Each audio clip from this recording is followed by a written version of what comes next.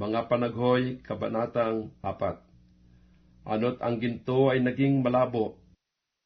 Ano't ang pinakadalisay na ginto ay nagbago? Ang mga bato ng santuaryo ay natapon sa dulo ng lahat na lansangan. Ang mga mahalagang anak ng Siyon, na katulad ng dalisay na ginto, ano't pinahahalagahan na waring mga sisidlang lupa, na gawa ng mga kamay na magpapalyok. Maging ang mga tsakal ay naglalabas ng suso, na nagpapasuso sa kanilang mga anak. Ang anak na babae ng aking bayan ay naging mabagsik, parang mga abestros sa ilang. Ang dila ng sumususong bata ay nadidikit sa ngalangala ng kanyang bibig dahil sa uhaw. Ang mga munting bata ay nagsisihingi ng tinapay, at walang taong magpuputol nito sa kanila. Silang nagsisikaing mainam ay nangahandusay sa mga lansangan. Silang nagsilaki sa matingkad na pula ay nagsisihiga sa mga tapunan ng dumi. Sapagkat ang kasamaan ng anak na babae ng aking bayan ay lalong malaki kaysa kasalanan ng Sodoma, na nagiba sa isang sandali at walang mga kamay na humawak sa kanya. Ang kanyang mga mahal na tao ay lalong malinis kaysa niebe, mga lalong maputi kaysa gatas. Sila ay lalong mapula sa katawan kaysa mga ruby. Ang kanilang kinis ay parang safiro. Ang kanilang anyo ay lalong maitim kaysa uling. Sila hindi makikilala sa mga lansangan. Ang kanilang balat ay naninikit sa kanilang mga buto, natutuyo, nagiging parang tungkod. Silang napatay ng tabak ay maigi kaysa kanila na napatay ng gutom, sapagkat ang mga ito ay nagsisihapay na napapalagpasan dahil sa pangangailangan ng mga bunga sa parang. Ang mga kamay ng mahabaging babae ay nangagluto ng kanilang sariling mga anak, mga naging kanilang pagkain sa pagkapahamak ng anak na babae ng aking bayan.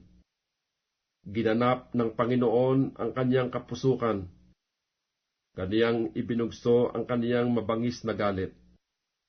At siya'y nagpaalab ng apoy sa Siyon, na pumugnaw ng mga patibayan niyaon. Ang mga hari sa lupa ay hindi nanganiwala, o ang lahat mang nananahan sa sanglibutan, na ang kaaway at kalaban ay papasok sa mga pintuang bayan ng Jerusalem. Dahil nga sa mga kasalanan ng kanyang mga propeta at sa mga kasamaan ng kanyang mga saserdote, na nagbubo ng dugo ng mga ganap sa gitna niya. Sila'y nagsisikapa sa mga lansangan na parang mga bulag. Sila'y nangagdudumihan ng dugo, na anupat hindi mahipo ng mga tao ang kanilang mga suot. Magsihiwalay kayo. Sila'y nagsisihiyaw sa kanila. Marurumi. Magsihiwalay kayo. Magsihiwalay kayo. Huwag ninyong hipuin. Nang sila'y magsitakas at magsilaboy ay sinabi ng mga tao sa gitna ng mga bansa, hindi na sila nangingibang bayan pa rito.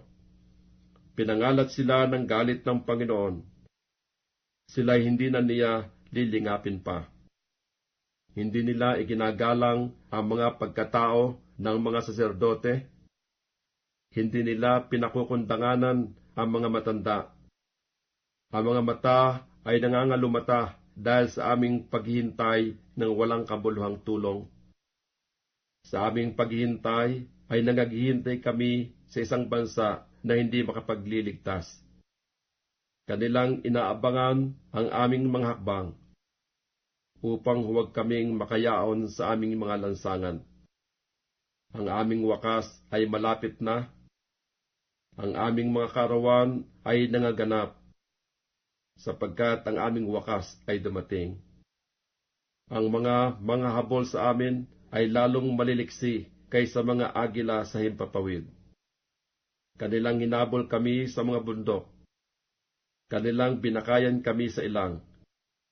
Ang hinga ng aming mga butas ng ilong, ang pinahira ng Panginoon ay nahuli sa kanilang mga hukay, na siya naming pinagsasabihan, sa kaniyang mga lilim ay mabubuhay kami sa mga bansa.